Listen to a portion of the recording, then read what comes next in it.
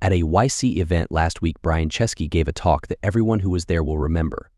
Most founders I talked to afterwards said it was the best they'd ever heard.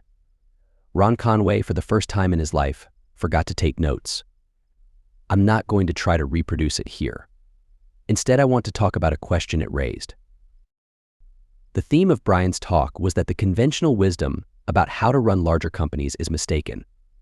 As Airbnb grew, well-meaning people advised him that he had to run the company in a certain way for it to scale. Their advice could be optimistically summarized as hire good people and give them room to do their jobs. He followed this advice and the results were disastrous. So he had to figure out a better way on his own, which he did partly by studying how Steve Jobs ran Apple. So far, it seems to be working. Airbnb's free cash flow margin is now among the best in Silicon Valley. The audience at this event included a lot of the most successful founders we funded, and one after another said that the same thing had happened to them. They'd been given the same advice about how to run their companies as they grew, but instead of helping their companies, it had damaged them. Why was everyone telling these founders the wrong thing? That was the big mystery to me. And after mulling it over for a bit, I figured out the answer. What they were being told was how to run a company. You hadn't founded how to run a company if you're merely a professional manager. But this MO is so much less effective that to founders it feels broken. There are things founders can do that managers can't, and not doing them feels wrong to founders, because it is. In effect, there are two different ways to run a company: founder mode and manager mode. Till now, most people, even in Silicon Valley, have implicitly assumed that scaling a startup meant switching to manager mode. But we can infer the existence of another mode from the dismay of founders who've tried it, and the success of their attempts to escape from it. There are, as far as I know, no books specifically about founder mode. Business schools don't know it exists. All we have so far are the experiments of individual founders who've been figuring it out for themselves. But now that we know what we're looking for, we can search for it.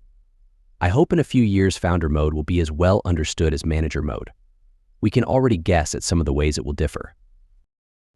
The way managers are taught to run companies seems to be like modular design, in the sense that you treat subtrees of the org chart as black boxes.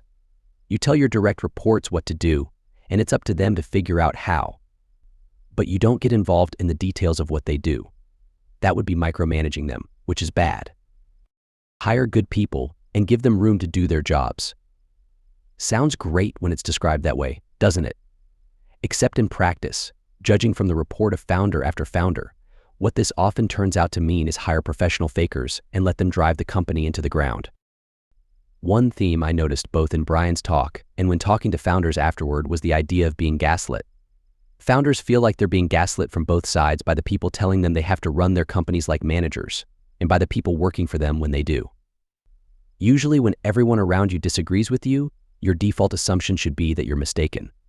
But this is one of the rare exceptions. VCs who haven't been founders themselves don't know how founders should run companies, and C-level execs, as a class, include some of the most skillful liars in the world.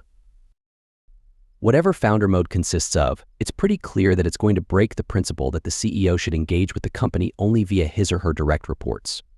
Skip-level meetings will become the norm instead of a practice so unusual that there's a name for it. And once you abandon that constraint, there are a huge number of permutations to choose from.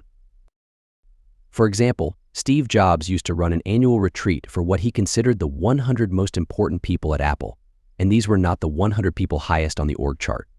Can you imagine the force of will it would take to do this at the average company? And yet imagine how useful such a thing could be. It could make a big company feel like a startup. Steve presumably wouldn't have kept having these retreats if they didn't work, but I've never heard of another company doing this.